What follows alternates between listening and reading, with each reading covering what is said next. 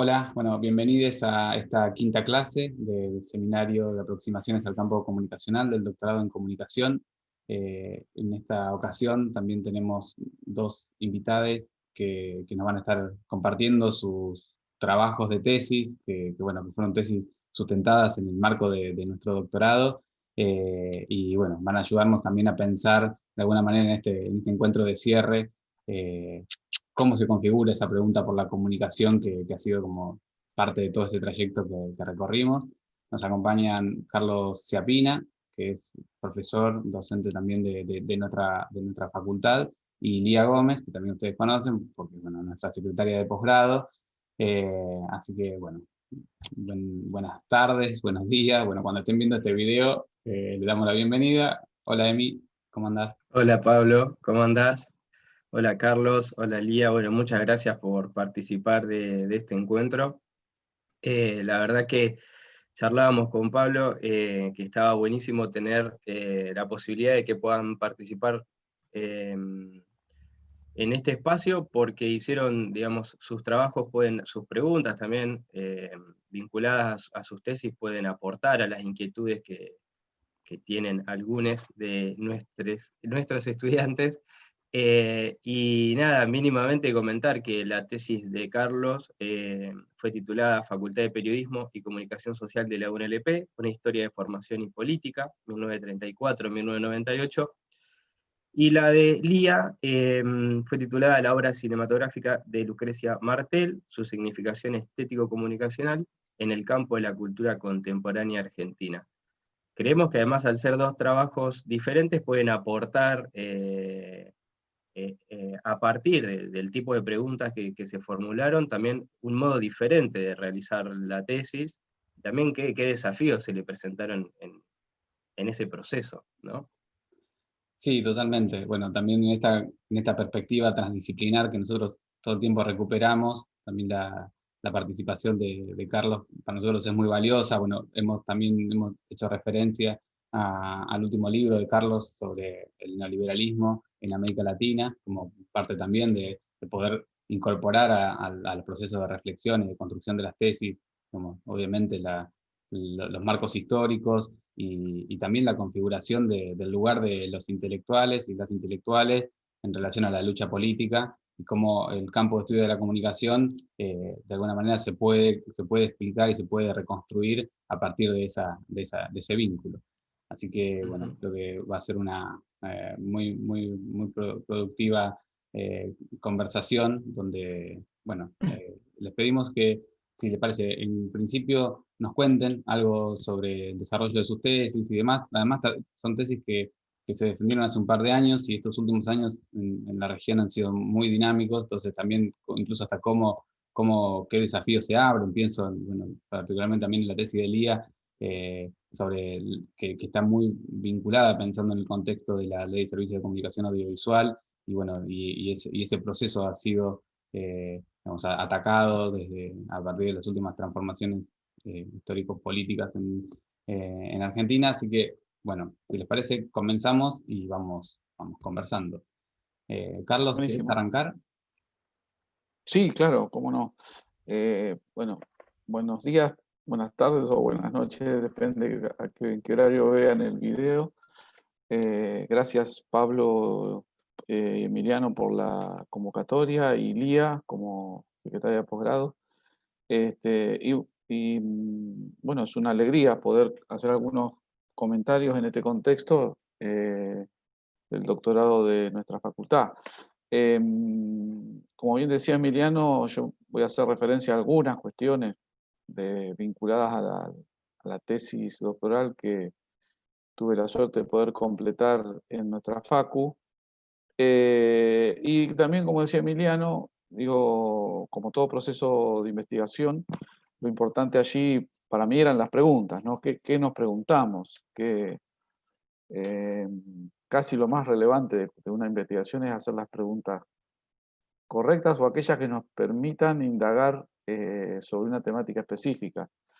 En el caso de mi tesis doctoral, yo me propuse trabajar sobre algunos aspectos de la historia de la hoy Facultad de Periodismo y Comunicación Social, en sus inicios Escuela Argentina de Periodismo, en un periodo temporal un poco extenso, que va desde su fundación en 1934 hasta 1998, que es el momento en que se constituye un último plan de estudio antes del que está vigente ahora, ¿no?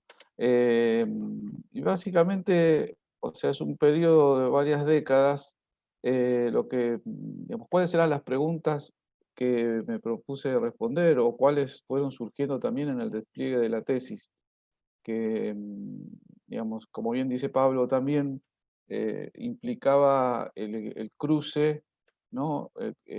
Cruce interdisciplinario entre las disciplinas históricas, las disciplinas del campo comunicacional, la disciplina del campo educativo, o sea, pedagógico, implicaba el cruce de varias miradas, ¿no? Em, Básicamente las preguntas que a mí me parecían relevantes tenían que ver, primero, la idea de tomar la escuela de periodismo y la facultad como un campo de disputa, como un campo de disputa de diversos sentidos, ¿no? O sea, desde el momento de su fundación hasta hoy, pero en el periodo específico de la tesis, tomar la escuela y o facultad como un campo de disputa de sentidos en donde se debate todo el tiempo a raíz de la cuestión comunicacional, a raíz del campo comunicacional, vinculado al campo comunicacional, formando parte de ese entramado de saberes, entre comillas. ¿Qué es lo que se disputa? Se disputa una idea de proyecto de nación, se disputan ideas sobre el modelo societal que se pretende constituir, y en un sentido menos amplio, pero también vinculado a estas dos ideas, la de un proyecto de nación y de un modelo societal, el sentido de la universidad, ¿no? Este, y las concepciones sobre el periodismo, sobre los medios de comunicación y sobre el rol de los mismos en nuestra universidad y en la sociedad en general. O sea que la primera pregunta que a mí me parecía que había que explorar, son varias, no una sola, tiene que ver con esta, digamos, desde dónde analizar una institución que supuestamente fue creada para la enseñanza de las prácticas profesionales en periodismo, digamos, para decirlo en los términos del primer plan de estudio. Y entonces, obviamente, allí en esa pregunta, la historia de la facultad se abre a muchas otras cuestiones, ¿no? Que no se reducen solo a ese objetivo inicial. Luego, otra pregunta, otra línea que me interesaba explorar tenía que ver los niveles de permeabilidad, ¿no? Los niveles de vinculación, de relación entre la escuela-facultad, ¿no? Sus diversos momentos, eh, y los proyectos políticos nacionales y provinciales. O sea, si podemos, digamos, una institución de formación universitaria como la nuestra, puede ser analizada solo como una institución de formación universitaria en comunicación. Y claramente me inclino a pensar que no. De hecho, hemos señalado en el despliegue de la tesis una serie de vinculaciones y de permeabilidades en el sentido de traspaso de data, de planes de estudio en los distintos momentos, de circulación de egresades por distintos ámbitos de los proyectos políticos nacionales y provinciales. O sea, hay una vida, una rica relación, entramado, no siempre virtuoso, ¿no? No siempre virtuoso, digo, para que se entienda de qué estamos hablando. El plan de estudio de la dictadura de 1977 se lo envió a evaluar al área de comunicaciones de la dictadura que gobernaba la provincia de Buenos Aires. O sea, esos niveles de permeabilidad, no siempre virtuosos, pero sí de una relación muy estrecha, pese al imaginario universitario tradicional de la autonomía que flota en una especie de torre de marfil. Bueno, no ocurre eso en la historia de nuestra facultad, seguramente en ninguna otra, pero en el caso comunicacional es muy evidente y es una línea que me interesó mucho señalar. También lo mismo diría de los proyectos de carácter nacional y popular, ¿no? Y su vinculación con los momentos de la escuela-facultad. Otro eje que intenté explorar en la tesis tiene que ver ya, digamos, con los planes de estudio, una mirada que nunca es del todo hacia el interior de la facultad o de la institución, sino siempre está en perspectiva relacional, ¿no? con el contexto político-social. Los planes de estudio de la facultad, ¿desde dónde? Desde una perspectiva en donde los procesos de transformación que plantean los planes de estudio están en relación con relaciones de poder hacia afuera de la facultad, ¿no? Y relaciones de poder dentro de la escuela-facultad. Los planes de estudio son un eje, no solo para entender, que es el punto que sigue, no solo para entender la perspectiva comunicacional, sino para entender el proceso de transformación político-académica, ¿no? Que tiene, en este caso, una institución como la nuestra, ¿no? El plan de estudio es cristalización por un lado, y por otro lado es propuesta de transformación. Y siempre detrás o dentro de eso hay una disputa de poder interno y externo.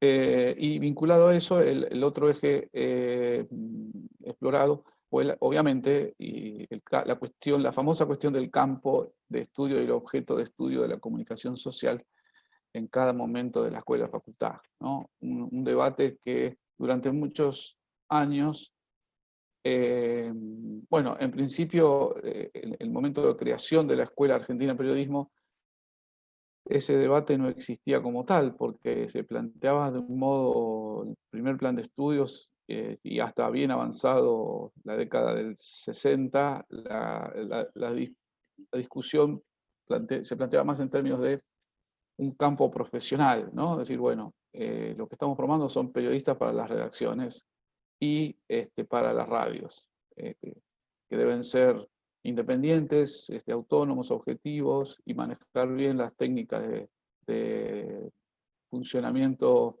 de escritura, de la discursividad del medio radial, no mucho más que eso, pero poniendo mucho acento en eso, ¿no?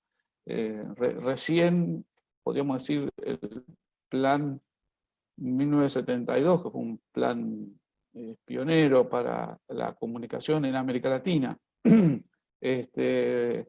el plan de 1972 incorpora la disputa, la cuestión del campo y objeto de estudios desde una disputa ideológica y política que va más allá de lo estrictamente profesional, ¿no? Se desmarca totalmente de la perspectiva profesionista y pone a la comunicación social y como eje, como uno de los ejes para la transformación revolucionaria de la sociedad, que ese es el sentido que tiene el Plan 72, que va a estar vigente hasta la dictadura, ¿no?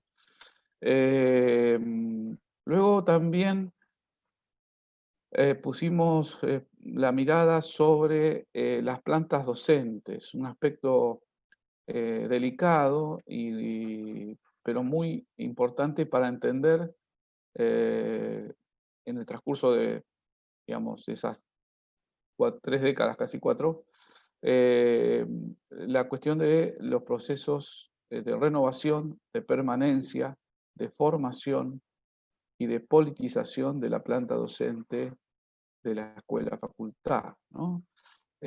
O sea, ¿qué ocurre? ¿Qué es lo que permanece? ¿Qué es lo que se modifica? En general allí lo que vimos es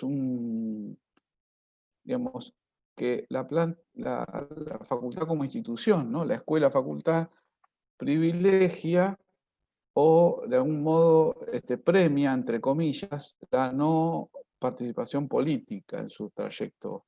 Digamos, los y las docentes con menor politización permanecen.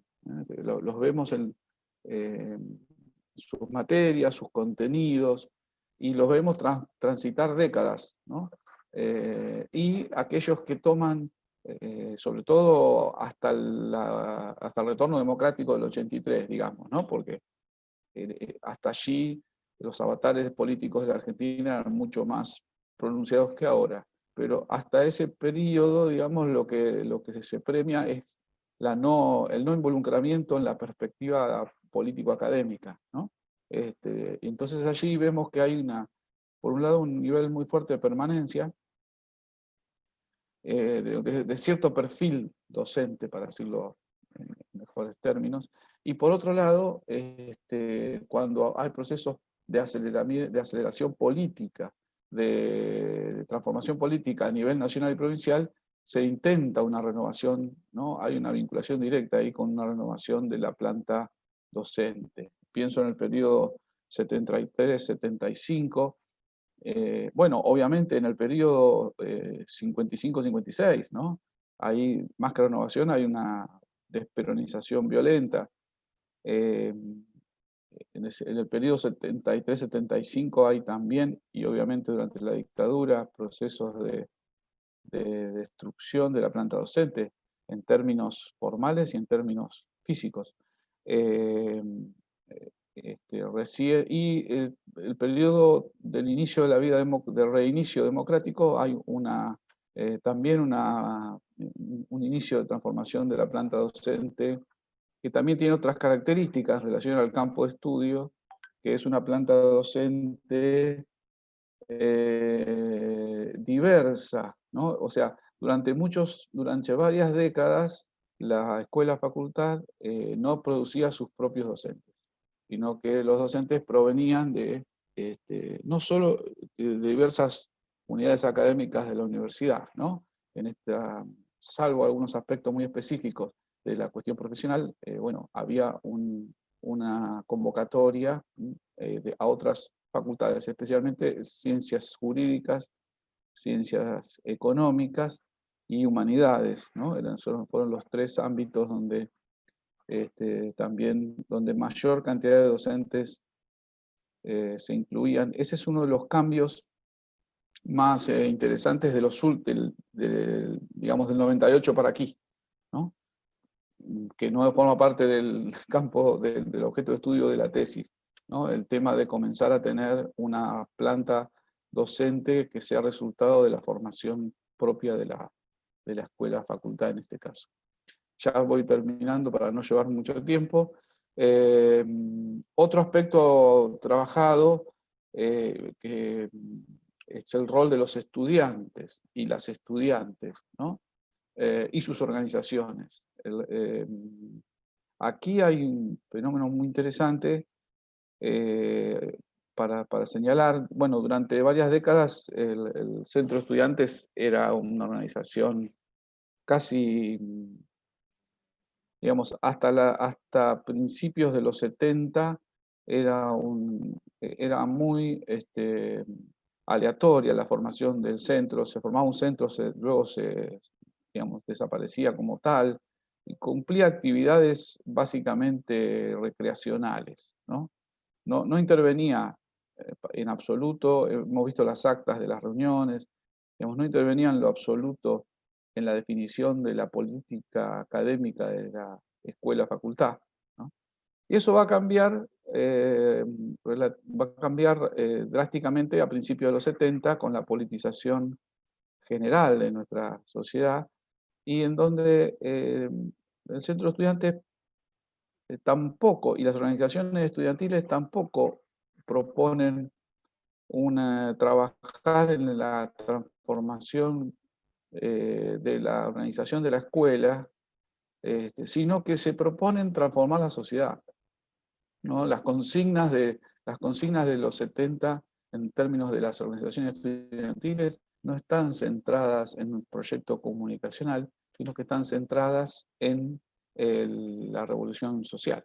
Básicamente, digamos, es una lógica en donde del cambio revolucionario vendrá luego el cambio en el mundo comunicacional e institucional de la facultad, ¿no? Las consignas son vamos a cambiar el mundo. ¿Mm? Y no tanto qué tipo de comunicación social queremos para ese mundo que vamos a cambiar, ¿no? Este es un aspecto interesante que cambia drásticamente a partir del retorno a la democracia, en donde, sin dejar de lado la perspectiva político-académica general, las organizaciones estudiantiles, y en particular a partir de 1986, con la aparición de la organización Rodolfo Walsh, empiezan a centrarse, además de las preocupaciones políticas generales, empiezan a centrarse en imaginar cambios estructurales en la escuela-facultad para transformar lo social a partir del campo específico de la comunicación social, ¿no? La comunicación social como instrumento, como herramienta, no solo para el cambio dentro de la propia institución, sino como herramienta que acompaña un proceso de construcción política de carácter nacional popular. Y eso lo vemos claramente en el Plan 89. Por ejemplo, es un plan que está pensado, imaginado, trabajado desde la organización estudiantil, con miembros del cuerpo docente de la escuela, ¿no? Y que está pensado como un plan para un proyecto nacional popular, podríamos decir peronista, para decirlo claramente, ¿no? Y que desgraciadamente o paradójicamente se produce a contraciclo, ¿no? El Plan 89 se aprueba cuando el menemismo empieza a llevar adelante una política profundamente neoliberal, lo opuesto a lo que el plan imaginaba que iba a ser un gobierno peronista luego del gobierno del radicalismo a partir del 83, ¿no? Esto es muy interesante también ver eso, ¿no? Ver los ciclos políticos de nuestro país, la concepción sobre los planes de estudio en relación a la comunicación social y cómo a veces van a contraciclo, ¿no? El Plan 89 va a contraciclo de la política nacional. En ese sentido, es muy interesante ver esa perspectiva. Y el Plan 98 va a contraciclo, digamos, tiene aspectos, diríamos, entre comillas, aspectos neoliberales que digamos, aparecen cuando el modelo neoliberal empieza su retroceso en la Argentina, ¿no? O sea que también eso nos resultó interesante para explorarlo, cómo a veces una perspectiva, en este caso el Plan 89 transitó todos los 90, y el Plan 98 empezó a mostrar sus dificultades para dar cuenta de los procesos de cambio de la Argentina a partir del 2001. Entonces, digamos, interesante ver eso porque vemos allí qué fuerte es la vinculación entre cómo pensamos el campo de la comunicación social y la realidad cotidiana y política social de nuestro país, ¿no? Cuán lejos de la autonomía, de la autonomía pregonada de los estudios universitarios. Bueno, y finalmente también una tarea que me propuse, más vinculada, digamos, a la perspectiva de la disciplina histórica, fue recuperar y explicitar y publicar la mayor cantidad, digamos, todas las fuentes primarias que me permitieron trabajar en la tesis, digamos, desde todos los planes de estudio, todas las plantillas docentes, todas las noticias, al menos las que pude relevar en los medios locales. La escuela, la facultad siempre tuvo una relación tirante con el hegemón, digamos, periodístico de La Plata, que es el Diario del Día. Eso también aparece en varios momentos, Pero bueno, la posibilidad de explicitar las fuentes primarias obviamente, para todas y todos aquellos que retomen la tarea de analizar la perspectiva de la comunicación social desde la historia de la facultad, ¿no?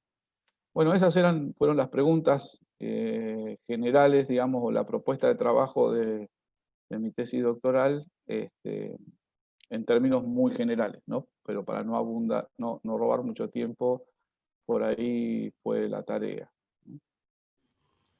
Buenísimo, Carlos. Bueno, muchísimas gracias. De hecho, también digo, los estudiantes van a tener la tesis como parte de la consulta, así que digamos, la idea es que esto sea una introducción para que vayan hacia la tesis a buscar más información. Y bueno, enseguida ya retomamos nuevamente a partir de la exposición. Lía, ¿te parece continuar? Sí, ¿cómo están? Primero pensar en la tesis de Carlos me lleva a preguntarme, bueno, cómo son esos procesos hoy en la institución y qué interesante sería poder abrir el juego a esas preguntas en términos de cuál es el escenario en que quienes están cursando el doctorado se mueven en su vida diaria en esas aulas, digamos, tanto en los planes de estudios del grado como también en el posgrado. Digo, me preguntaba, bueno, ¿cuál es la perspectiva histórica del plan del grado 2014, por ejemplo? ¿No? Como pregunta abierta para articular el diálogo y poder pensar en esa relación. Y en ese sentido, ¿cuál es la perspectiva del plan de estudios del doctorado que está cursando quienes están haciendo este curso ahora, y que es un doctorado que surge en el 2003 y que tiene 2 transformaciones de planes en el medio? Digo, todo esto que atraviesa el grado también atraviesa al posgrado. Y lo digo en función de que cuando empecé a pensar mi tesis en el 2008, 2009, la tesis se presenta en el 2014, por eso Pablo enuncia esto de la articulación con la Ley de Servicios de Comunicación Audiovisual. Digo, en 2009, piensen que la tesis se produce durante todo ese proceso, del 2009 al 2014, después viene el 2015 y los decretos que desarticulan los principales artículos de la ley y demás.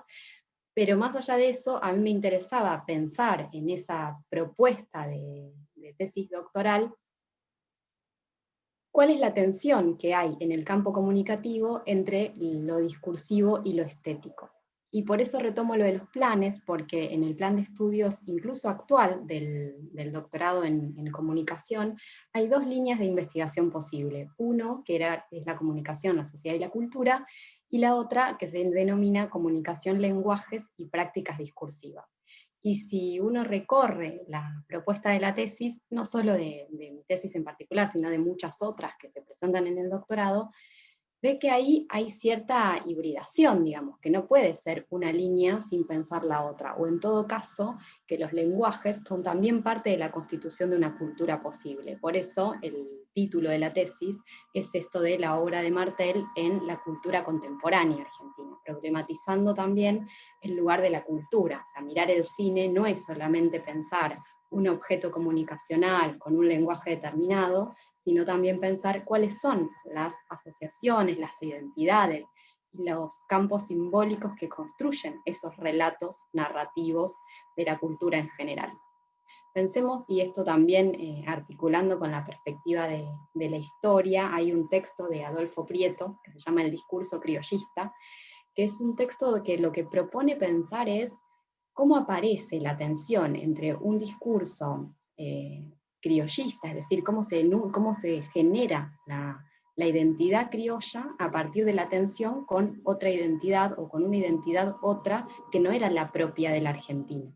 Y cómo eso va generando distintos tipos de vocabularios, distintos tipos de imágenes, distintos tipos de corporalidades en nuestra historia de la nación, digamos.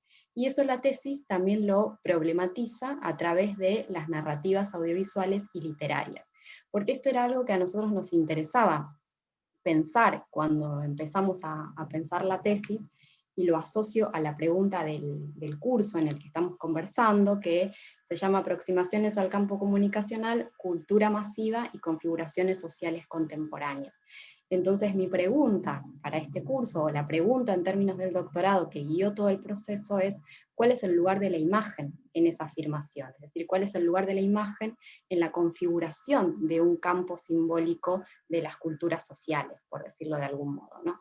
Y eso era una preocupación que atravesaba no solamente toda la tesis, sino el recorrido por el doctorado. De hecho, bueno, con Pablo fuimos compañeros del doctorado, todo el tiempo era esa tensión, incluso con los propios docentes de ese momento del doctorado, y por eso pienso en la relación histórica de los procesos, en función de decir, bueno, pero la imagen también es parte de la configuración comunicacional, no solamente lo vinculado al discurso. Y la imagen implica pensar un campo artístico, el lugar de la estética, cómo son las formas de esas configuraciones, los colores, las texturas.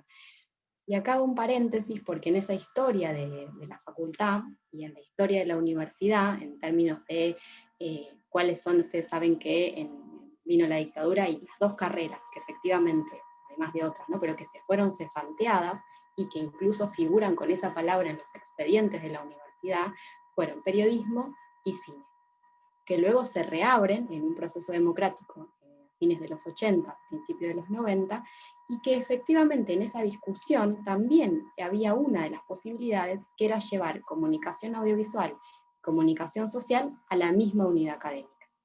Eso da lugar a todo un debate que después comunicación audiovisual queda en Bellas Artes, que fíjense lo actual del debate, porque el año pasado cambió su nombre, no se llama más Bellas Artes, sino que se llama Facultad de Artes, da lugar a esa decisión entre la comunicación audiovisual y la comunicación social, y que si uno analiza en términos de la política académica, sigue sucediendo hasta hoy, incluso en los lugares que se ocupan institucionalmente al interior de la universidad, ¿no? ¿Quién es el que ocupa el centro de arte? ¿Quién es el que ocupa los canales? Digo, ahí hay una falsa dicotomía que en algún punto también se traduce en esas dos líneas del doctorado, digamos, ¿no? Por un lado los lenguajes y los discursos, por el otro la perspectiva de pensar la cultura. Y lo digo haciéndome cargo del lugar institucional, también digo, pensar de esas tensiones del plan, también implican pensar ese recorrido de, bueno, cómo estamos trabajando y cómo estamos creando esas lecturas sobre el mundo, ¿no? En ese sentido, una de las películas que abre esa pregunta, para hablar sobre el objeto de cine de Lucrecia Martel, es La mujer sin cabeza.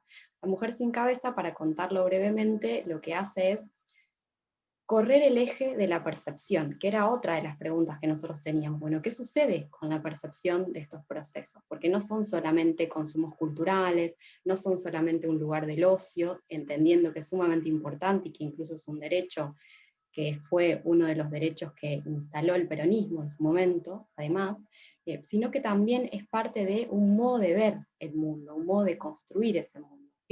Ricardo Piglia dice que la verdad tiene forma de ficción en uno de sus textos, de sus tantos textos donde propone pensar la literatura. Y desde ahí, en esa decisión de pensar la verdad como forma de ficción, es que nosotros poníamos en tensión en la tesis, bueno, ¿cómo se está construyendo la verdad sobre la nación en las disputas sobre la comunicación? Y ahí la ley tiene un lugar central, porque hay un proyecto desde el Estado de comprender a la imagen como un lugar de construcción de identidad, de sentido, de imaginarios, de historias. Fíjense que las producciones que se hacen en el marco de la ley tienen que ver con eso, muchos vinculados a cosas que estaban sucediendo en esos, los derechos humanos, los pueblos originarios, tratar de tener una mirada federal. Samba, por ejemplo, ¿no? Que es alguien que es un niño que está radicado en Formosa y que va recorriendo toda la historia de América Latina. Pero fíjense que aún así, y por eso era lo que a nosotros más nos preocupaba en la tesis, y que nos sigue preocupando hasta hoy, nos apasiona preocuparnos por eso, fíjense que aún así Samba es, lo digo porque todos y todas seguro conocen el dibujito, Samba es un niño formoseño, que sin embargo, si uno lo escucha, y ahí también aparece el lenguaje estético en la oralidad como forma de construcción de sentido, habla como un porteño, de formoseño, no tiene absolutamente nada en su elocución. Entonces, eso también habla de lo importante que es pensar la mirada estética en las producciones. Y eso nosotros lo ponemos un poco en tensión, e incluso en el inicio de la tesis, cuando hablamos de un tiempo estético y un tiempo político, que deben articularse, incluso con las tensiones necesarias, porque si no, estamos produciendo discursivamente una cosa y estéticamente otra. Y lo que da lugar a la construcción de esas identidades imaginarios tiene que ver con la posibilidad de percibir desde todos los sentidos posibles. Y la sensibilidad es uno de esos. Entonces, una de las preocupaciones de la tesis era esa, que está vinculado también a esto que decía Carlos de los contextos y disputas. Digo, ¿qué podemos decir en qué momento? ¿Qué imágenes podemos decir en qué otros? Digo, no sé, hace poco pensaba en relación a la tesis no está atravesada por, también pensando en esta pregunta inicial que hicieron Pablo y Emiliano, bueno, la tesis se hizo en un momento y ahora estamos en otro, la tesis no está atravesada por las discusiones de las perspectivas de género, el lenguaje inclusivo, las relaciones con los lugares de las luchas feministas en los últimos tiempos, porque no era parte del contexto en ese momento.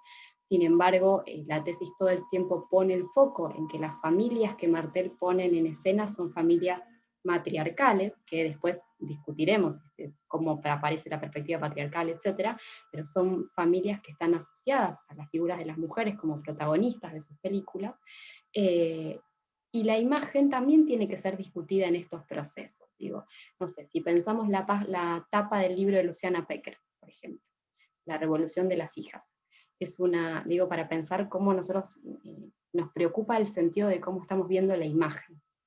Si pensamos en la etapa de Luciana Pecker, La Revolución de las Hijas, Luciana Pecker, que es una periodista progresista, feminista, y en ese sentido aporta muchísimo al debate de cómo se están dando las construcciones discursivas, pero sin embargo su tapa no tiene una perspectiva de cómo pensar la imagen en el campo comunicativo. Porque si ustedes ven la tapa, son todas mujeres blancas, jóvenes, casi que te diría rubias, divinas, y del centro de la ciudad de Buenos Aires.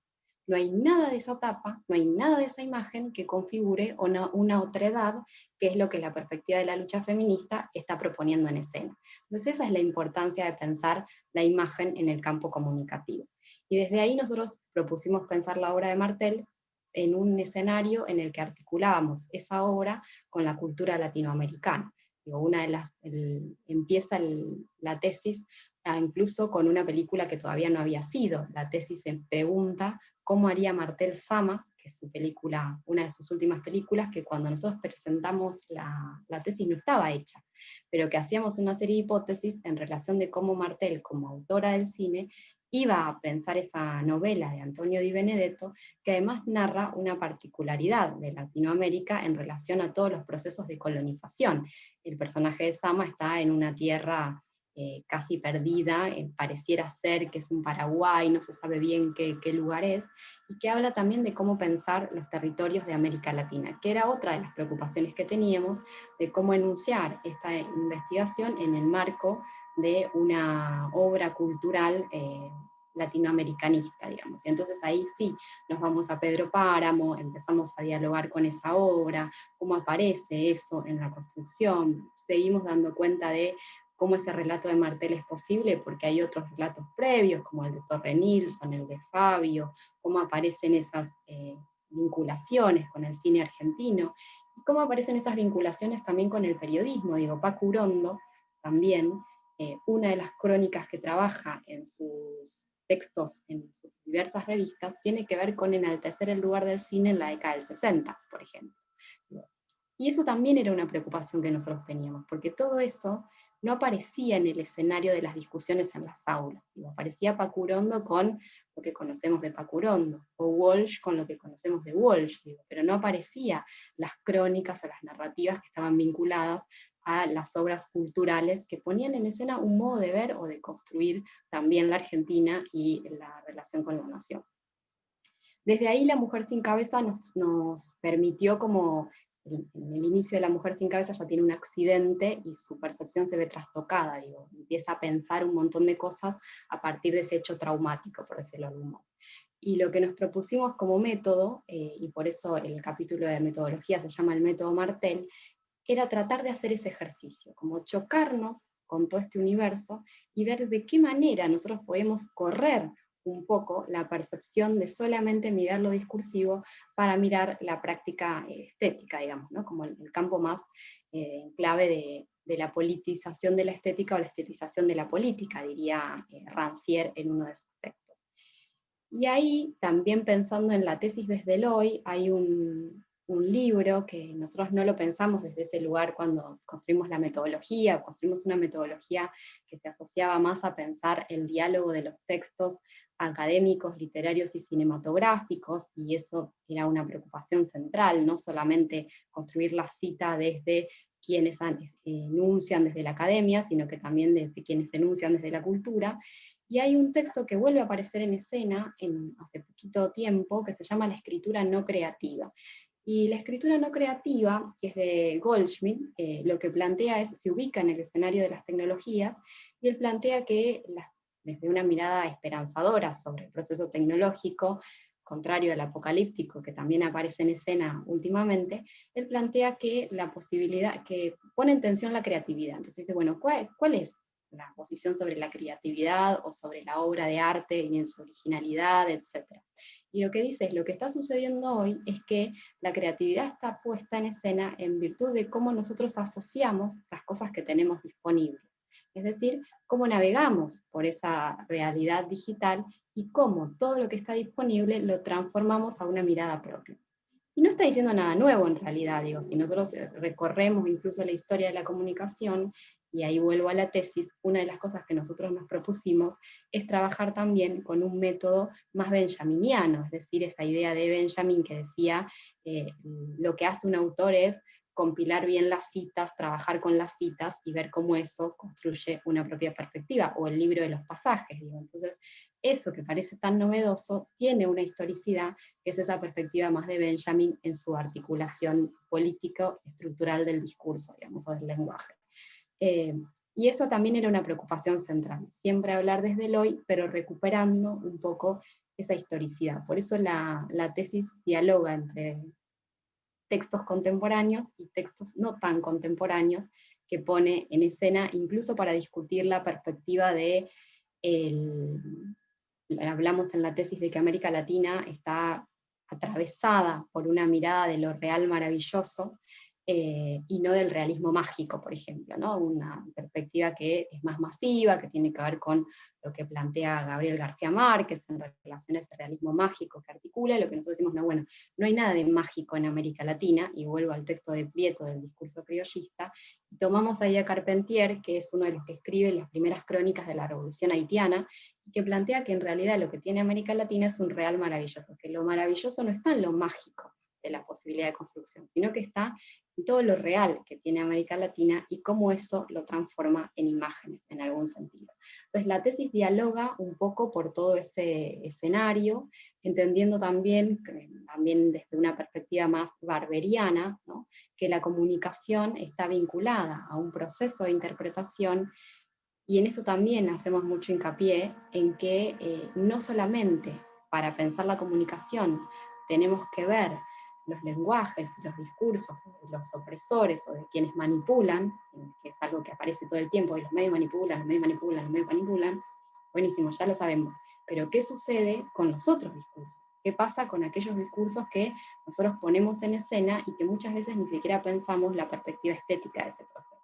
Porque ahí está la verdadera batalla cultural, simbólica, articulada, de cómo estamos construyendo las conciencias sociales de toda una generación, ¿no? Walsh, por ejemplo. Walsh escribe la carta a las juntas y escribe el cuento. Y hasta hace poco tiempo, en mi recorrido por la facultad, retomando lo de CIAPI, hace ya algunos años, todo el tiempo apareció la carta. El cuento aparece en los últimos momentos, no aparece en escena. Yo me preguntaría cuánto aparece el teatro de Walsh en la facultad, por ejemplo. Digo en la facultad porque justo es el tema de la tesis de CIAPI, pero podría decir en las facultades de comunicación, digo, las dos obras dramatúrgicas de Walsh no se analizan. Sin embargo, hoy en la pandemia lo que más aparecen son producciones artísticas, y los jóvenes y las jóvenes están asociados a esos mundos de interpretación, de imagen, de configuración de sentidos, digamos. Y eso aparece como desconocido, o por lo menos como no puesto en primera escena. Y bueno, y desde ahí un poco nos empezamos a preguntar, y era un poco el objetivo de la tesis, entender que la política también en algún sentido no se hace solo en la linealidad discursiva, sino también en todo lo que sienta las bases para la construcción de una identidad más profunda. Y ahí las formas de la comunicación para nosotros y nosotras tenía y tiene un lugar central. Otra de las cosas que nos parecía importante trabajar y que no desarrollamos en su totalidad, pero sí lo pusimos al final de la tesis, y que también tenía que ver con estas dos líneas que propone de investigación el doctorado, que separa, y nosotros todo el tiempo tratamos como de unir en el proceso, es poder pensar los públicos y la crítica, ¿no? La cuestión de la recepción, como se ha denominado hace algunos años, que ahora incluso el concepto se puso en tensión y demás, porque tiene que ver con un montón de debates en términos de cómo consideramos la comunicación y desde qué perspectivas, desde la Escuela de Frankfurt para acá, pero nos interesaba también poner en escena algo de eso, digamos, de cómo aparece la figura del público, que además público que viene en su etimología como de pueblo, de construcción de un colectivo, digo, no, y eso también lo ponemos, no estamos hablando de un espectador o una espectadora, y las palabras para nosotros eran claves, es decir, bueno, esto es lo que nos interesa pensar, y ahí también pusimos esto, decir, bueno, es importante pensar en el público y es importante pensar el lugar de la crítica en la configuración de un escenario cinematográfico, que es lo que está diciendo la crítica. Sobre todo si tenemos en cuenta que los periodos de más creatividad en el cine argentino fueron los periodos que acompañó la crítica en su estructura. Desde ahí trabajamos la obra de Martel en un análisis, por supuesto que está el capítulo más minucioso en relación a la descripción de las películas, las escenas, los planos, como más técnicos, si se quiere, en relación a cómo ella construye su perspectiva sobre el mundo, sobre las desigualdades, sobre las vinculaciones con otros pueblos como Bolivia, por ejemplo, en una Salta sumamente vinculada al catolicismo, la película de La Niña Santa, cómo configura un lenguaje y una mirada sobre la sexualidad, por ejemplo, de esa niña, y cómo es esa mirada sobre el catolicismo y la sexualidad en una Salta, imagínense la Salta más conservadora que se puedan imaginar, incluso aparece en la película transformado a un lenguaje estético desde los propios títulos de la película, cuando juega con las letras, con la canción sonora de fondo, que tiene que ver con un canto evangelio. Digo, todo eso aparece en discusión de cómo configuramos ciertas escenas de nuestra cultura, y eso era un poco lo que nos preocupaba. De hecho hay un libro que salió también hace unos años, que se llama El País del Cine, que es de Nicolás Prividera, que es un crítico hijo de madre detenida desaparecida, y que lo que hace en ese texto es contar la Argentina a través del cine, digamos. Y es un poco la apuesta que tratamos de hacer con menor énfasis, porque nos enfocamos solamente en una obra, pero en la tesis, en la propuesta de esta tesis. Nada, también teníamos ganas de que, muchas gracias, por supuesto, por la presentación de los problemas. También teníamos ganas de preguntarles, que a veces suele pasar desapercibido, todo lo que es ese cómo se hace la tesis, ¿no? Muchas veces muy artesanal. Me imagino, quiero saber cómo fue, no sé, la búsqueda de documentos, el trabajo, si hubo entrevistas, cómo fue encontrar materiales audiovisuales. Pero antes de entrar en eso, pensaba en una cuestión que salió en las últimas clases, que es un poco la cuestión de las intersecciones, que me parece que está presente en ambos proyectos. Bueno, es una lectura propia, ¿no? Pero es pensar algo como puerta de entrada para mirar otros procesos y ver los cruces. Digo, en el caso de SIAPI pensaba, al pensar un proceso de configuración institucional, ya de por sí la entrada desde la historia, desde la comunicación, desde la educación, es ver o pensar ese proceso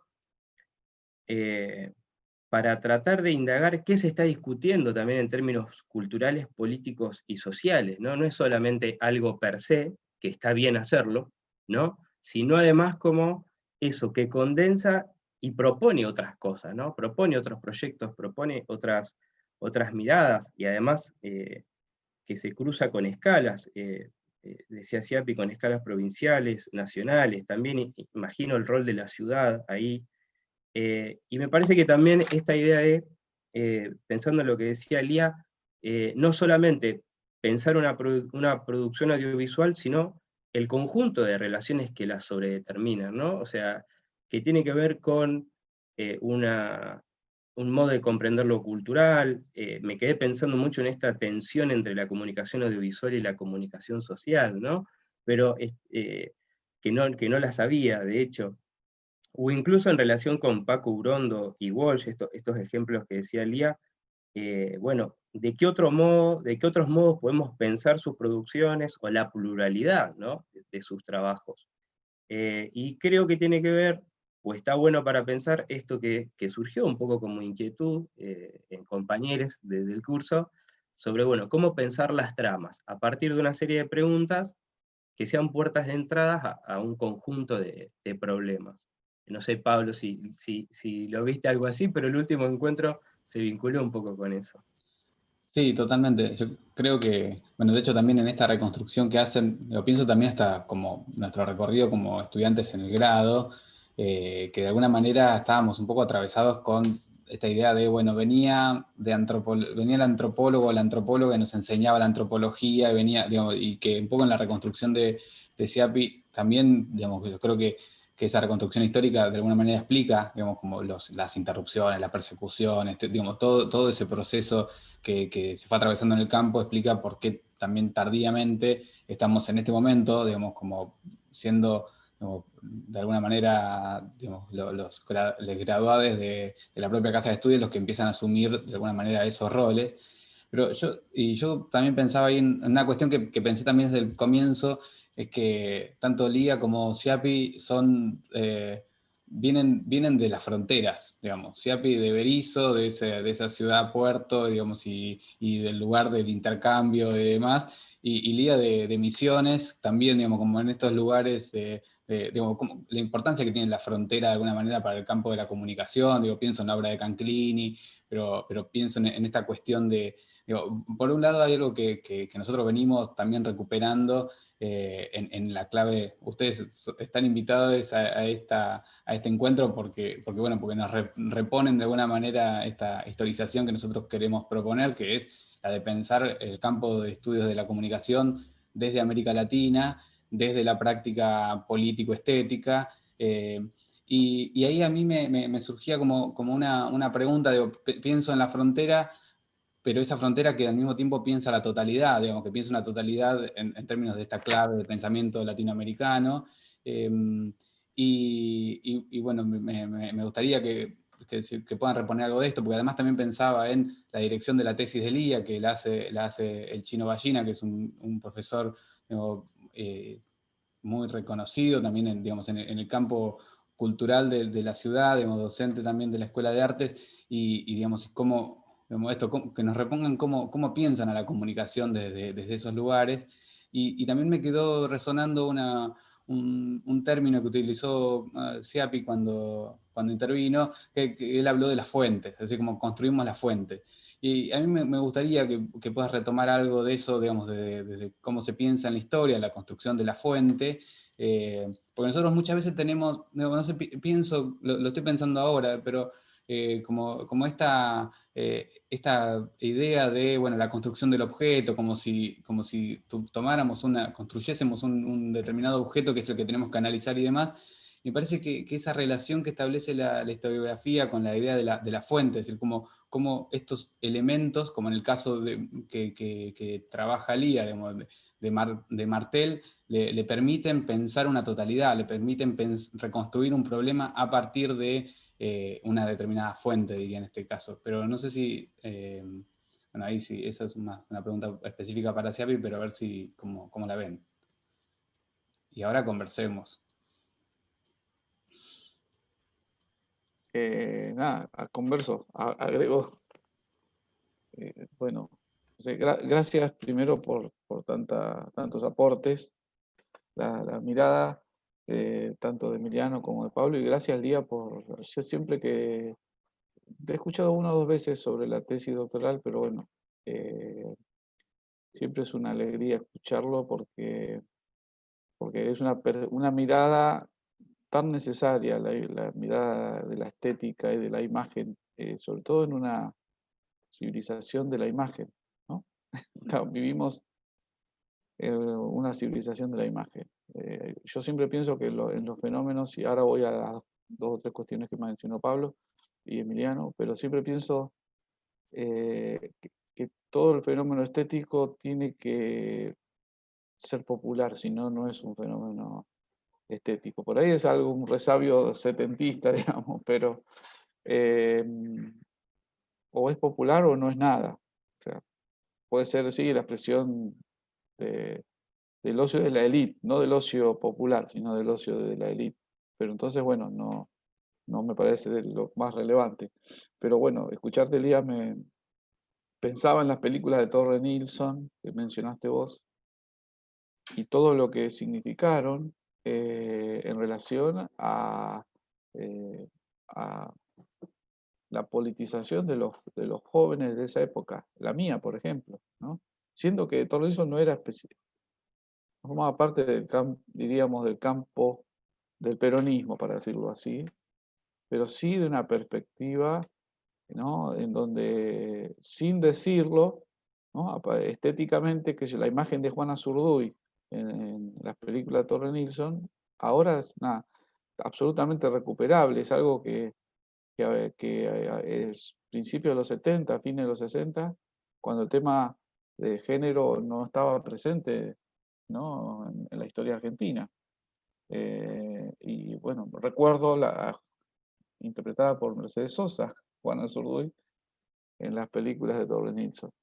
Y todo lo que eso significó para entender una perspectiva diferente de la historia, ¿no? De la historia argentina. Así que bueno, abre tantas miradas la tesis de Elías. Así que nada, lo quería señalar porque me maravillo de todo lo que me estoy perdiendo. este, por un lado. Por otro lado, Pablo decía dos cosas que voy a señalar. Una es que no es menor, no es menor, las fronteras, decía Pablo, ¿no? De dónde provenimos? Yo diría una cosa más. Yo vengo de las orillas más que de las fronteras, ¿no? Las orillas son los lugares, me siento más cómodo siempre en las orillas que en los centros. Y eso tiene que ver con la historia personal, obviamente. Barrio obrero, barrio frigorífico, barrio trabajador, gente con lo justo, no faltaba nada, no sobraba nada, pero esa desconfianza es un poco personal, ¿no? Digamos, pero forma parte de los procesos, de nuestros procesos académicos. Esa desconfianza al lujo, desconfianza al poder, desconfianza al centro, ¿no? La distancia que hay, la distancia cultural que hay entre el barrio obrero de Berisso y el rectorado de la Universidad Nacional de La Plata no es de 6 kilómetros, ¿no? No es de 6 kilómetros, es de varios años luz, ¿no? Y bueno, eso también determina la elección de dónde uno o una quiere estar, participar, ¿no? Entonces, yo hice un primer recorrido de grado en humanidades, pero humanidades no me completaba, ¿no? Por ahí, y sí encontré mi lugar en un lugar que eran las orillas del saber, en ese momento, ¿no? La escuela de periodismo, luego facultad. Hoy ya no es tanto eso, por cómo se han desplegado los medios y lo demás. Pero sí, es cierto, y bueno, el peronismo es la orilla buscando mejorar para todas y para todos, ¿no? O sea, también eso tiene que ver con las elecciones académicas, qué queremos estudiar, qué queremos. No es casualidad, no es casualidad cuando las personas eligen determinada carrera, determinada línea de trabajo, la línea latinoamericanista, o sea, bueno, las identidades también, Y, bueno, y vaya si eso forma parte de nuestras preocupaciones académicas en general y en la facultad en particular, ¿no? Las identidades, tema clave para nuestra formación, para la vida cotidiana nuestra. Así que bueno, quería mencionar eso, ¿no? La orilla como lugar, la zanja, diríamos. La zanja, la orilla. eh, y bueno, esa es una marca. Esa es una marca. Y, y una marca que uno no quiere sacarse. Eso por un lado. Y por el otro, para lo de las fuentes, que decía también Emiliano y Pablo, ¿no? El trabajo con la fuente, por supuesto, como todo proceso de reconstrucción histórica, es una construcción de sentidos, ¿no? La fuente no construye la historia, la fuente está ahí. Es, hasta que cuando yo la veo, cuando yo la analizo, cuando yo la leo, o es una imagen, o es una grabación, o son entrevistas, y sí, yo hice muchas entrevistas.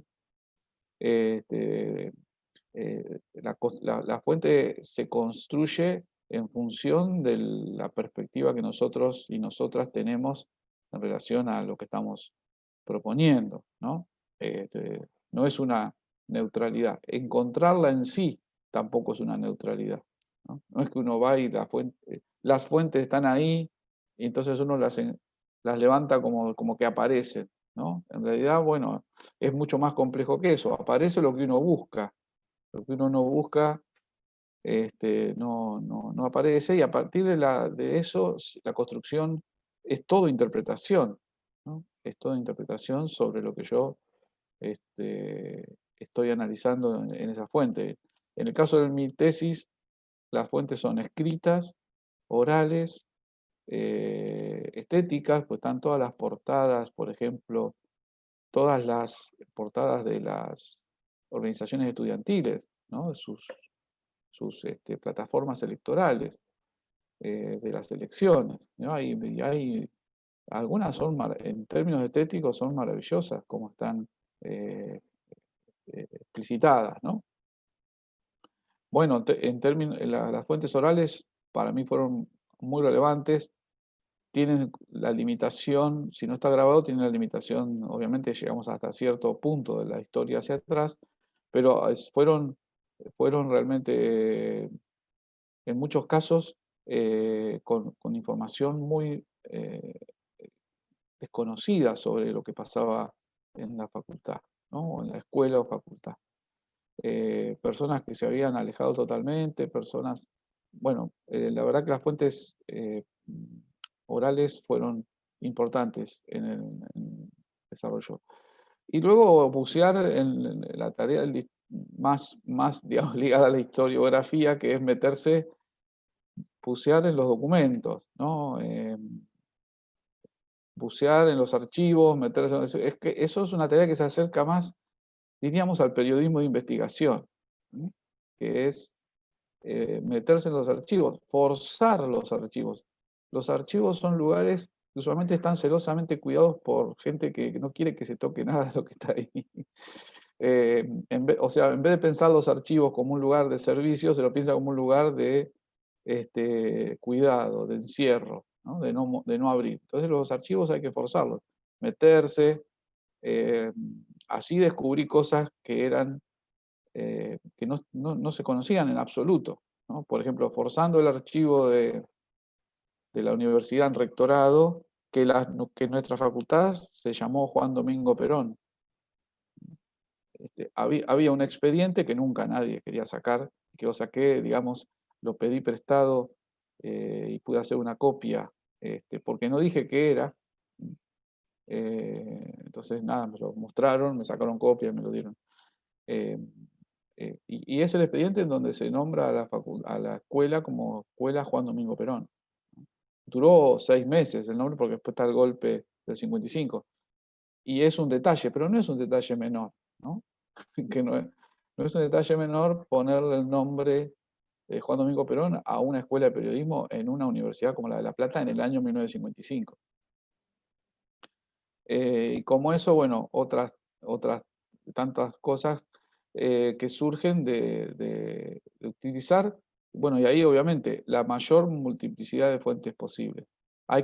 Hubo que romper, y todavía hoy hay que romper, con la lógica de que las fuentes históricas son lo que está escrito, o la fuente oral, ¿no? Lo que dicen las personas. Todo forma parte de la reconstrucción de fuentes en la historia, ¿no? Y en en la tesis, digamos, esto está claro. Yo todo, pero todo, digamos, cuando decimos todo recuerdo una pared ahí del edificio de posgrado que tenía una pintada de la FURN, que no sé si no está todavía, si está mostrada o la pintaron encima, pero bueno, eso es una fuente, ¿no? Eso es una fuente que muestra cómo se concebía, ¿no? La comunicación política en el año 1973, adentro de una escuela de la universidad. Así que sí, y por eso también la tesis tiene un anexo dedicado exclusivamente a las fuentes, ¿no? Porque para ahorrarle trabajo, primero para chequear de dónde sale lo que uno dice. No porque la fuente sea impoluta, sino cómo uno interpreta lo que está ahí, ¿no?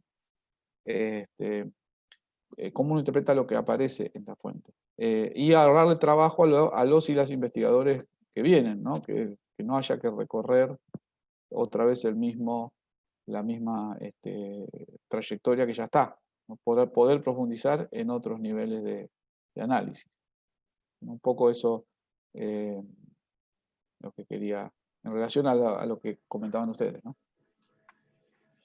Bueno, ahí, bueno, primero gracias, Yapi, por lo que dijiste. También debo decir que leerte es parte de mi proceso y también de la enseñanza sobre la historia. Digo, una de las cosas que tiene la tesis y toda la mirada, o sea, siempre trato de abogar por una mirada que tenga una perspectiva histórica frente a los discursos más contemporáneos vinculados a la posmodernidad más vacía. Entonces desde ahí la idea de la fuente o el archivo tiene que ver también con pensar eso, y hoy Pablo nombraba al Chino, que es mi director efectivamente, y que mucha de esa mirada está ligada también a la posibilidad de tener disponible cosas que de otra manera no podría haber tenido, que es el propio archivo del Chino, digamos, ¿no? de las revistas que se producían en la escuela de cine, que no están guardadas en ningún otro lugar, y esto también habla de la no conciencia de la imagen como archivo, o de esos cortometrajes, o de ese material. Digo, hay mucho de eso que se perdió.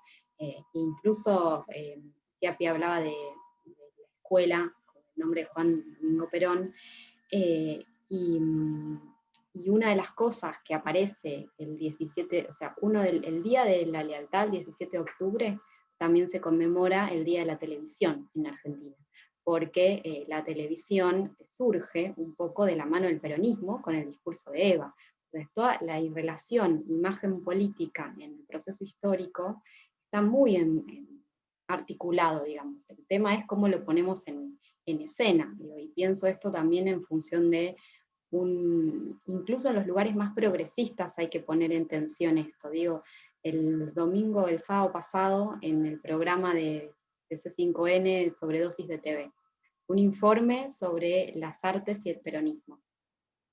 Y todas las referencias que estaban vinculadas ahí eran a películas efectivamente sobre el peronismo, que eran Juan y Eva, Perón 1, Perón 2, Perón 3, digo, todas películas que tenían a la figura central de representación de ese peronismo, es decir, la representación de Perón, la representación de Evita.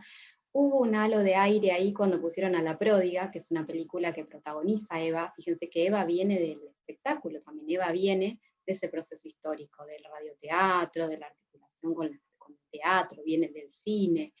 Y La Pródiga es una película donde Eva, yo siempre digo, Eva empieza a ser Evita en esa película, da discursos en un balcón, con otra perspectiva, pero propone pensar incluso el lugar de esa mujer, que es la pródiga, en ese contexto histórico.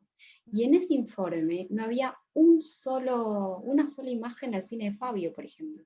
Y si vos querés narrar el peronismo y no pones nada del cine de Fabio, hay un problema, Y el problema es cómo concebís el lugar de la imagen en ese proceso, porque la imagen no es solo representación, y ese es el gran problema que tenemos en algunos estudios de comunicación actuales, digamos, es considerada solo así, y esa es una discusión casi de militancia que llevamos cotidianamente con el chino. Y después pensaba en esto que decía Siapi recién de, bueno, los archivos como ese lugar cuidado, y también ese lugar al que hay que acceder. Y al mismo tiempo, la relación con las fuentes o el objeto. Una también de las problemáticas que tuvo el campo científico y que dejó la década del 90 es la perspectiva de recortar el objeto, ¿no? De manera lineal. Recortar el objeto, somos especialistas en este pedacito de mundo así chiquitito, que está muy bien, pero la idea es que ese pedacito de mundo así chiquitito te permita pensar la totalidad. Fíjense Gruner con El fin de las pequeñas historias, por ejemplo, a principios del 2000. Digo, pone en tensión ese fin de la historia para poder enunciarse también de otra manera. Digo, todo el recorrido en nuestra carrera fue quizás ligado al Plan 98, retomando esto de la tesis que me parece interesante de Siapi, con esa mirada, de recortar el objeto, recortar el tema, no abras demasiado. Bueno, nuestra perspectiva era totalmente otra.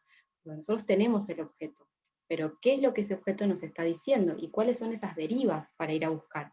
En eso las entrevistas, las derivas incluso de salirse, de correrse un poco de eje y decir, bueno, hay algo del cine que tenemos que mirar, pero también hay algo de Salta que tenemos que empezar a pensar, cómo aparecen esos procesos, o algo de la pintura que es interesante poner en escena. La fuente y las derivas me parece interesante de ser pensado, es decir, cómo el objeto que nosotros miramos da lugar a un montón de derivas que es necesario que nos podamos apropiar.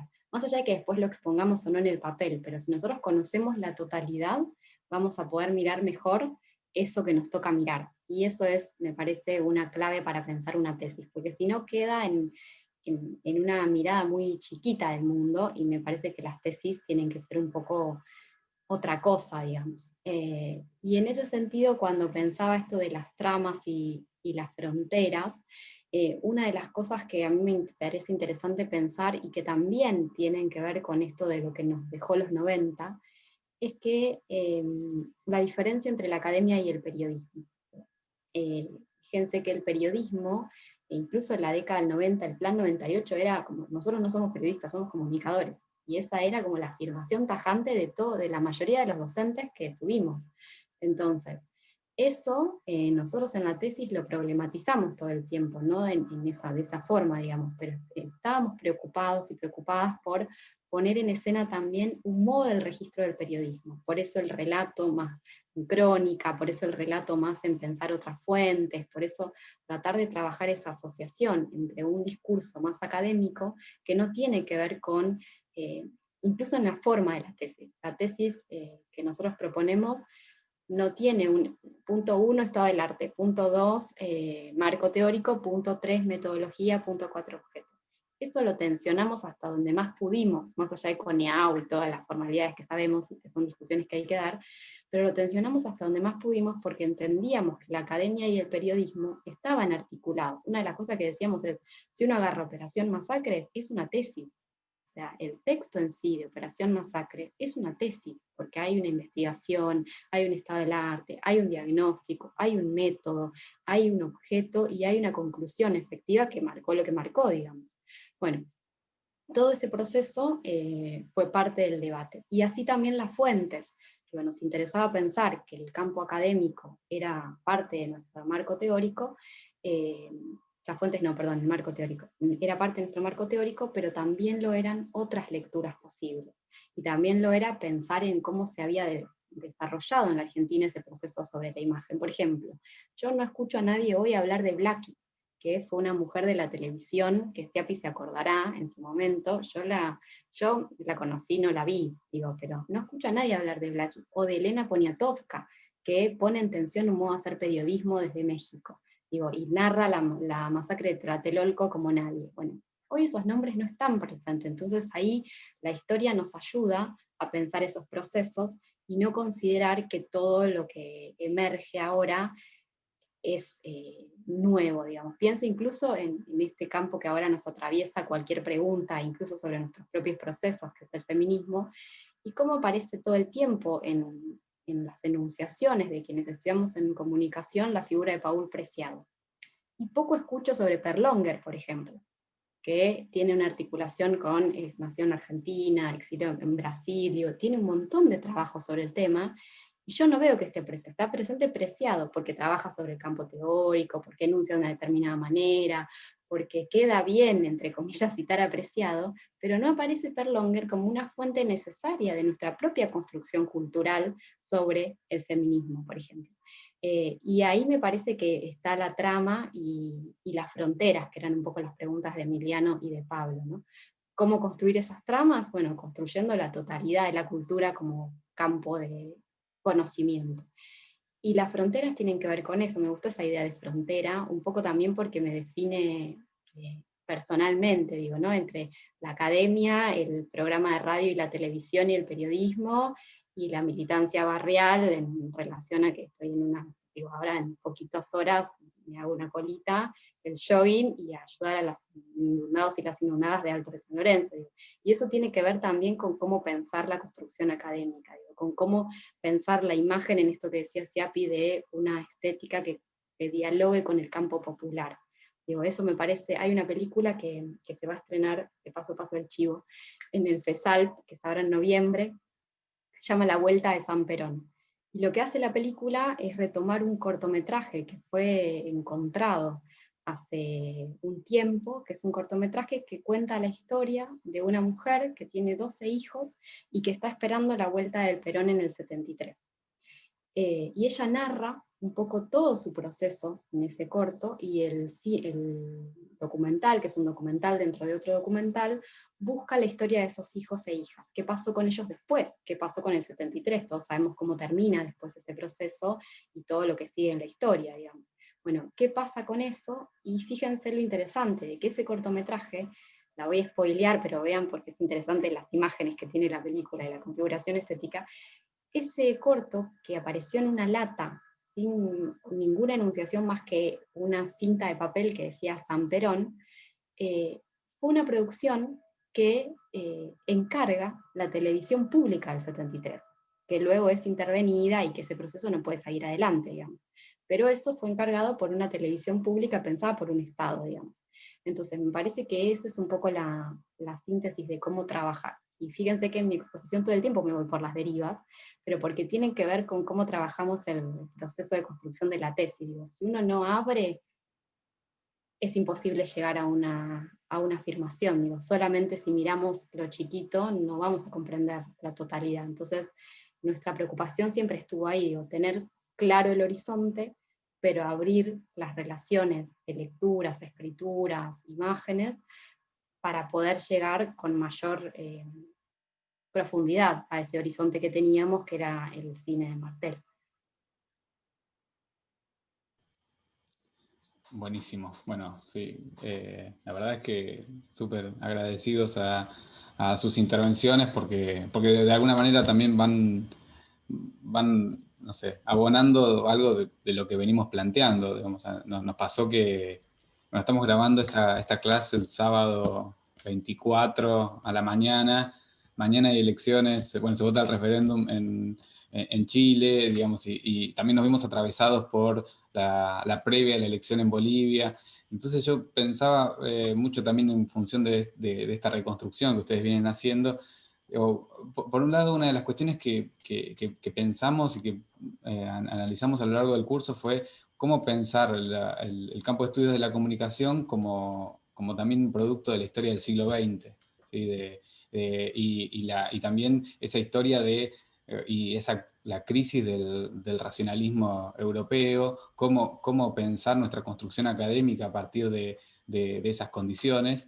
Y yo digo, como si quieren podemos hacer una última ronda y ya podemos ir cerrando, pero pensaba en de qué manera juega en esto que ustedes analizaron y el recorrido y la concepción sobre el campo de estudios, de qué manera juega el lugar de la memoria y el lugar de la democracia como elementos que digamos, incluso sumaría un tercer factor que es el lugar de las masas, ¿sí? Porque justamente también en esta reconstrucción digamos, de toda esa historia silenciada, ¿sí? Digamos, comenzamos el curso leyendo el texto de Argumedo, Las voces y silencios de América Latina, y también les compartimos la grabación del panel de cierre donde participaste, Carlos, con Alcira, de esa reconstrucción, digamos, y esto, digamos, cómo también, digamos, la marca que tiene nuestra formación académica, atravesada por este racionalismo europeo, en muchos casos es reacia a poder incorporar estas voces, poder escucharlas, que me parece que también tiene que ver con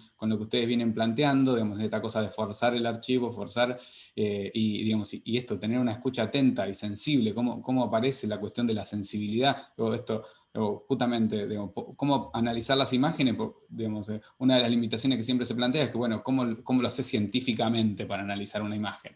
Y bueno, digamos, si ahí no hay percepción, no hay reconocimiento de una historia cultural y demás, bueno, claramente no se puede analizar, pero sí, digamos, poder construir ese marco de libertad a la hora de producir, digamos, que me parece que también incluso sale de lo que ustedes plantean, digamos, como la tesis como parte de un proceso creativo, o sea, no es solamente una fórmula que se lleva a cabo, sino que es una elaboración, ¿no?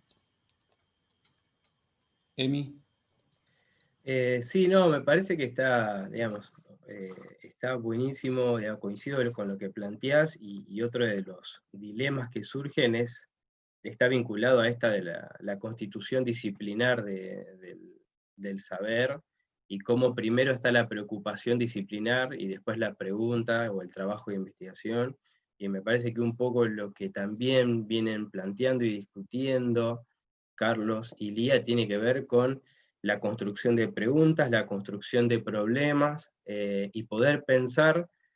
A mí ya ni siquiera me gusta trans o pluridisciplinar, directamente dinamitar la idea de disciplina, digamos, ya ni pensar con la idea disciplinar, con todas las discusiones que puede llegar a generar polémicamente al interior de un doctorado en comunicación, ¿no? Pero, digo, poder pensar, de eso se trata, digamos, de poder pensar inscritos en unas condiciones específicas, y después, bueno, ir viendo cómo vamos construyendo teóricamente, ¿no? Me parece que está bueno eso que nos presentan los trabajos de Carlos y de Lía.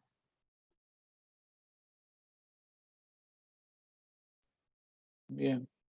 ¿Mencionamos algo más? Estamos. Sí, si querés, podemos hacer un cierre ahora y Bien. bueno, seguramente van a Bien. salir más cosas, pero bueno, tratamos de cerrar No, sí. la conversación. Podríamos estar un rato largo. No, simplemente a modo de último, de todo lo que vienen señalando ustedes, ¿no? Lía, Pablo y Emiliano. Sí, yo creo que, o lo que decía Pablo, ¿no? Con respecto a la pregunta sobre la democracia. Pensar las tesis, digamos, el desafío en última instancia es, creo yo, a un aporte, es pensar la tesis como un proceso creativo, de creación. Y si, digamos, y si es pensado como un proceso de creación, necesita dos cuestiones básicas como el oxígeno, digamos. Primero, libertad, ¿no? El proceso creativo requiere libertad, la más absoluta libertad para pensarse con respecto no solo a la temática, sino a cómo crear, ¿no? Porque nosotros tenemos la marca que cuesta mucho desleer del racionalismo eurocéntrico, que confunde ciencia con recorte racional, y solo eso, ¿no? Y entonces ahí no hay espacio para la creación. No hay, o sea, hay un reglamento de cómo hacer las cosas, y todo lo que se sale de ese reglamento no son saberes, y entonces la creación se anula.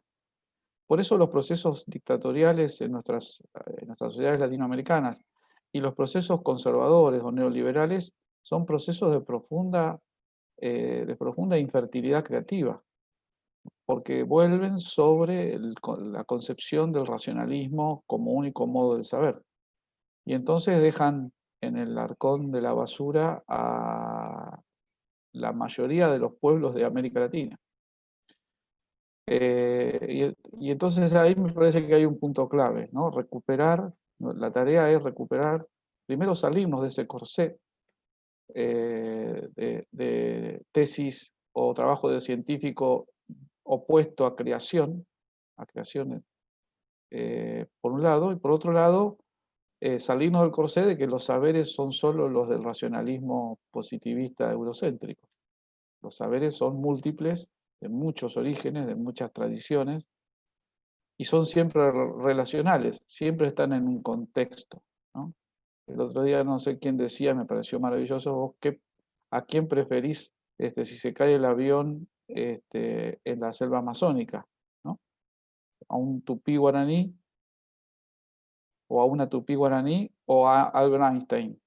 ¿Mm? Seguramente con Albert Einstein tendrás una charla de un día hasta que te mueras engullido por los animales de la selva amazónica o por el hambre o la falta de agua, y con un tupí guaraní o una tupí guaraní disfrutes 1 o 2 meses de la mejor vida que puedas darte, ¿no?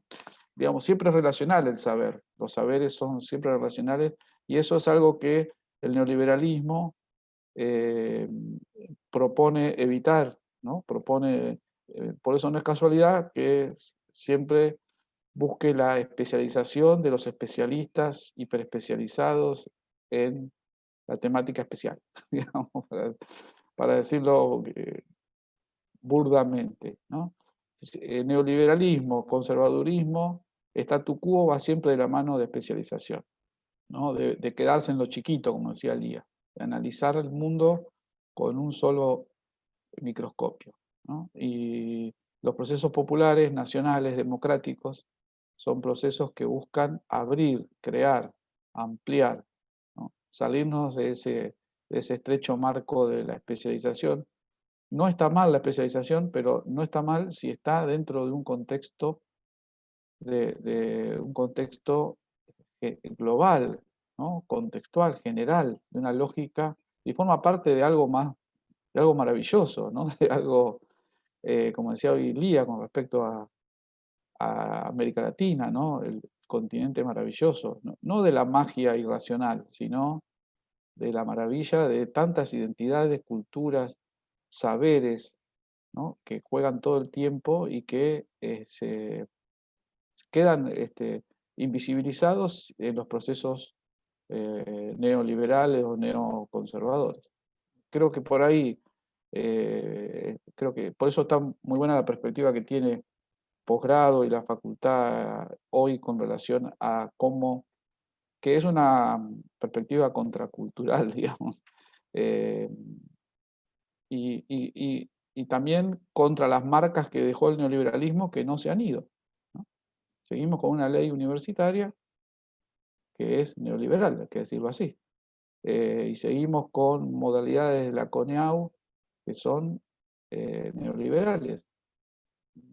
Y eso, bueno, son sedimentos que quedan y que propuestas como las de posgrado de nuestra facultad intentan no solo dar batalla, sino transformar, ¿no? Alguna vez podremos imaginar que una tesis doctoral o una tesis de maestría no es un reglamento estricto, paso por paso, de cómo analizar racionalmente la realidad, sino que es un proceso que se inicia con una idea o un sentimiento, con una emoción, con cualquiera de esos saberes, ¿no?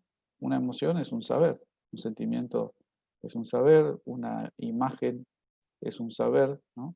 Y sacarnos de encima ese sayo tan pesado y tan infértil, porque esa es la mayor, me parece a mí, para mí el mayor riesgo del neopositivismo actual es la infertilidad, ¿no? Su incapacidad está agotado, pero aún agotado perdura, ¿no? Y en esa perduración nos volvemos infértiles, nos volvemos incapaces de dar vida, ¿no? De dar vida intelectual. Y como resultado nos vemos incapaces de dar vida a nuestro mundo latinoamericano, ¿no? Y por eso viene bien los procesos como los de Bolivia, en donde América Profunda nos dice, le da una cachetada al neoliberalismo, dice, no vas a pasar por acá, ¿no? Y es aire fresco. Pero bueno, hay mucho para trabajar desde allí. Yo encantado de escuchar y de participar con ustedes en estas reflexiones para contribuir a dar vuelta a esa historia, ¿no? Pienso en esto, lo primero que pensé fue en cómo pensar en lugar de la universidad y la democracia, ¿no? Porque, bueno, cómo pensar la memoria, la democracia, las masas. Y pienso también en lo que sucede en Chile. Bueno, ahora en octubre se cumplió un año de esas primeras movilizaciones en Chile, que después la pandemia desarticuló, por lo que ya conocemos. Pero la pregunta por la universidad y la democracia me parece que es una pregunta interesante para hacerse, sobre todo pensando en que cuando la creatividad aparece en procesos educativos, en América Latina muchas veces se reprimen, digamos.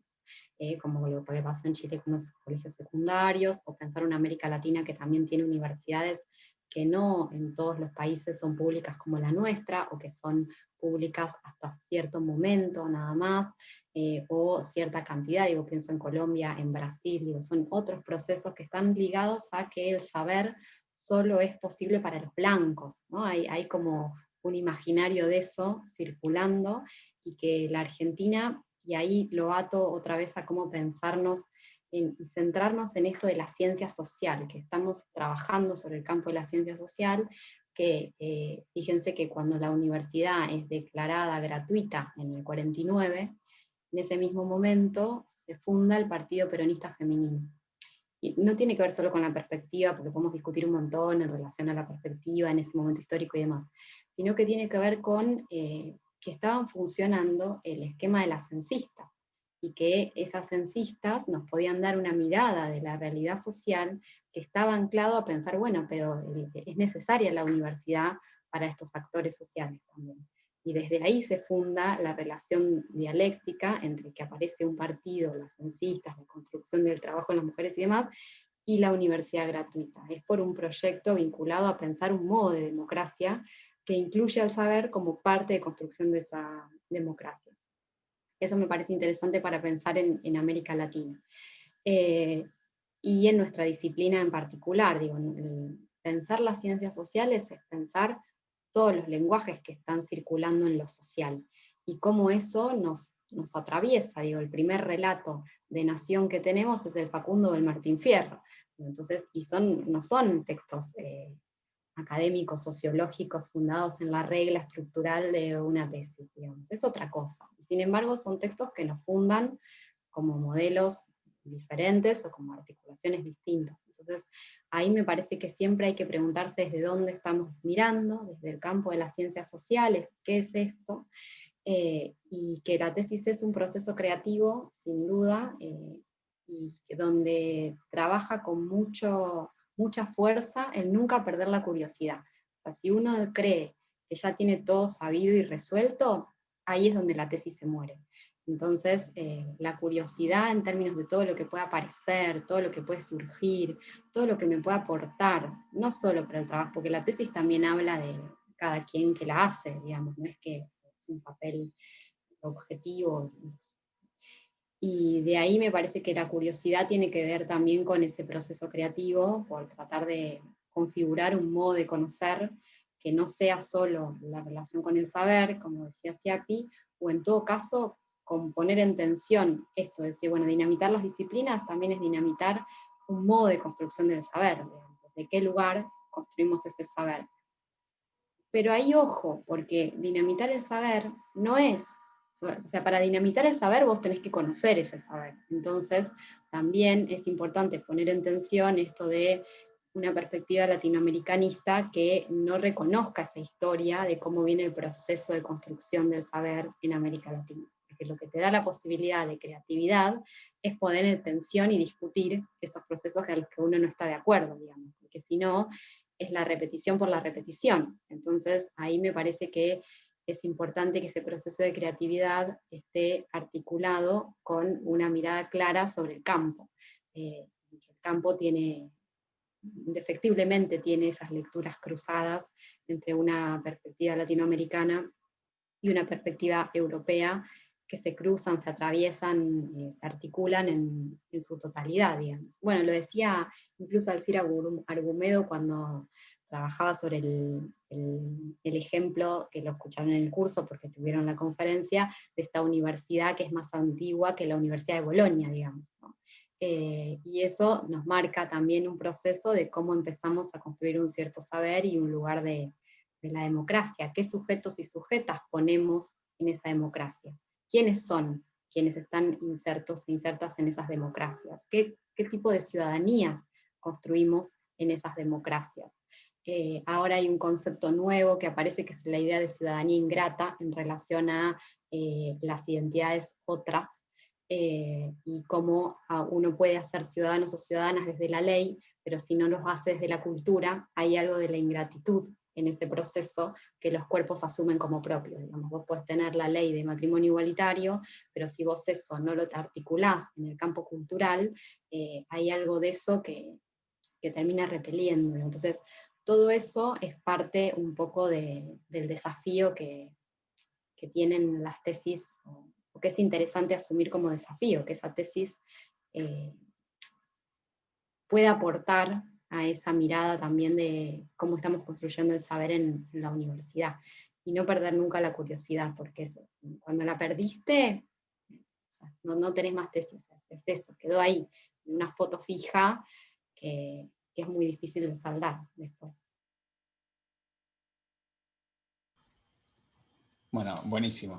Me dieron ganas de hacer una tesis, incluso llegamos a ese punto. Bueno, nosotros reivindicamos mucho ese proceso, digamos, como que obviamente siempre es traumático para quienes lo están atravesando, pero es un momento maravilloso porque, bueno, hay un proyecto, uno está todo el tiempo abonando ese proyecto, pensando, encontrando interlocuciones, creando comunidades, así que les agradecemos muchísimo por todos estos aportes.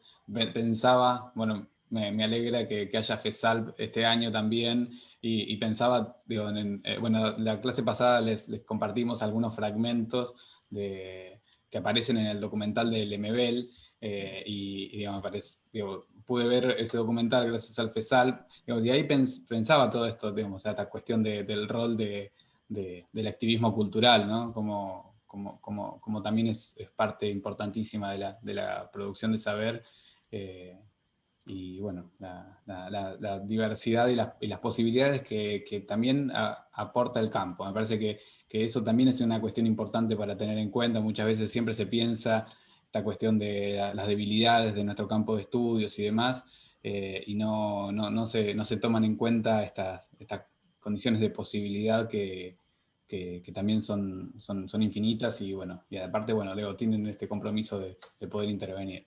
Así que les súper agradecemos. No sé, Emi, si querés hacer algunas palabras y cerramos. No, agradecer obviamente la participación de Elia y de Carlos. Creo que tiene mucho que ver con lo que vamos a trabajar, la pregunta por la producción de conocimiento, que digamos, no es la misma por la idea de disciplinar el conocimiento, ¿no? Y cómo podemos pensar de manera diversa esta creación. Está buenísimo pensar también que en esa creación hay algo del orden del juego, digamos, del orden del juego, de esa curiosidad que sería, de buscar, del desafío, de tensionar, como forzar un archivo, ¿no? Hay un montón de cosas que no son la práctica, digamos, de simplemente el silencio, la introspección, ¿no? Y la abstracción, sino que implica un montón de otras operaciones. Así que me parece que van, digamos, las palabras de Elia y de Carlos nos van a ayudar muchísimo para el próximo encuentro. Así que bueno, muchísimas gracias por haber aceptado un sábado a la mañana este encuentro. Gracias a ustedes, y la verdad es que siempre es a veces uno no tiene el tiempo de dar esos procesos, de volver a revisar y a pensar, y siempre es entusiasmante para quienes estamos en esto, ¿no? Yo por lo menos ahora me voy a quedar, más allá de las actividades de la tarde, me voy a quedar pensando en todo eso que quizás de otra manera, si no hubiera participado de esta conversación, no lo haría. Así que muchas gracias y ojalá que termine muy bien este curso. Sí, muchas gracias también de mi parte, y coincido con Lía que a veces no tenemos el tiempo para hacer estas reflexiones y compartirlas. Así que agradecido de poder acompañar en parte este proceso del doctorado. Gracias, compañeros. Bueno, muchísimas gracias. Quedan comprometidos para el 2021. Obvio, allí estaremos.